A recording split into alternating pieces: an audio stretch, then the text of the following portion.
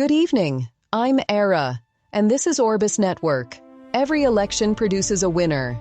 But the real story is never about who won.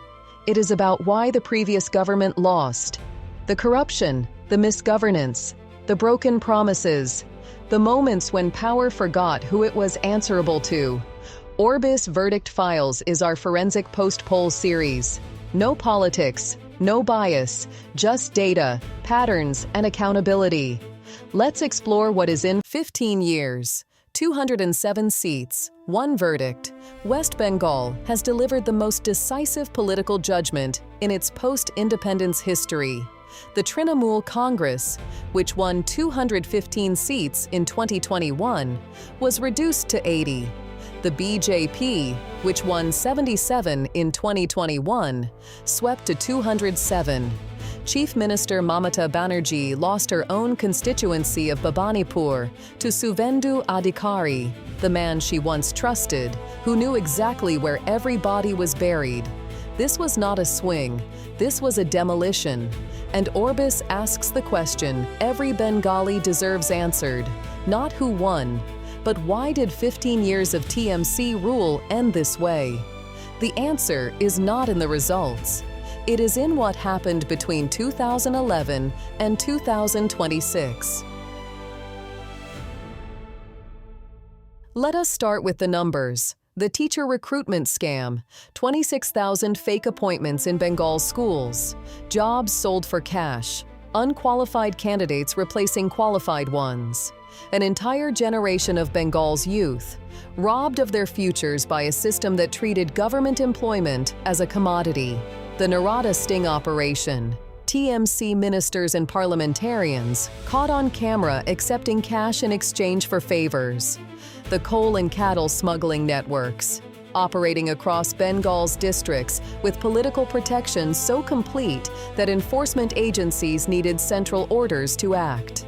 The cut money system, where every government scheme, every road contract, every school building had a commission percentage flowing back to the local TMC office. Bengal's corruption was not occasional, it was architectural. It was how the system was designed to work. Mamata Banerjee built her political identity on one promise: dignity for Bengal's women. Ma, Mati, Manush, mother, soil, people. It was a promise that won her 2011. It was a promise that 2026 measured her against. In August 2024, a trainee doctor was raped and murdered inside R.G. Kar Medical College in Kolkata. The government's response was not outrage, it was management. Witnesses reported that evidence was tampered with. The hospital principal was transferred, then reinstated. Protesters were met with police force. Bengal's women, who had given Mamata her throne, watched in silence. And then in Sandeshkhali, TMC-linked strongmen were accused of systematic sexual assault against women over years. The women of Sandeshkhali did not just file complaints. One of them, Rekha Patra, stood for election and won. Bengal's women did not forget. They voted. The darkest chapter of TMC's 15 years is not corruption, it is blood. Over 200 BJP workers were killed in the years between 2019 and 2026. After the 2021 elections, when TMC won its third term, there were documented cases of targeted killings, beatings, and sexual violence against opposition supporters and their families. Homes were burnt, workers were forced to flee their villages, and the police, in a state where the chief minister also held the home portfolio, watched or participated. The violence did not end with the 2026 verdict.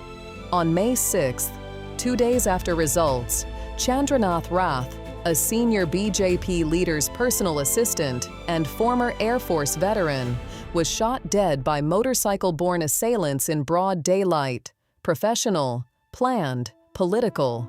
Bengal's culture of violence, built over 15 years, does not end because an election was lost. That is the inheritance the new government receives. Bengal is not a poor state by potential. It has Kolkata, India's intellectual capital. It has ports. It has agriculture. It has a workforce of extraordinary quality. And yet, Bengal has not seen significant industrial investment since the 1970s. The CPM drove industry out with strikes and ideology. The TMC replaced ideology with syndicate, where no contractor could operate without political permission, and no investment could land without a cut. Youth unemployment in Bengal stands at over 22%. A generation educated in Bengal's proud academic tradition, working outside Bengal because Bengal had nothing to offer them. The BJP has won 207 seats on the promise of Poriborton. Change.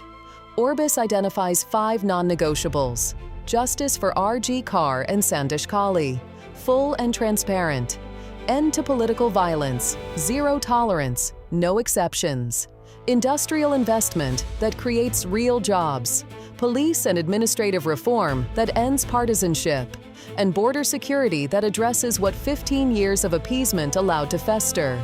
Bengal gave the BJP its mandate. Now Bengal will measure what it does with it. 15 years, one verdict. Bengal demanded accountability. Orbis will be watching whether it gets results. The world, every hour.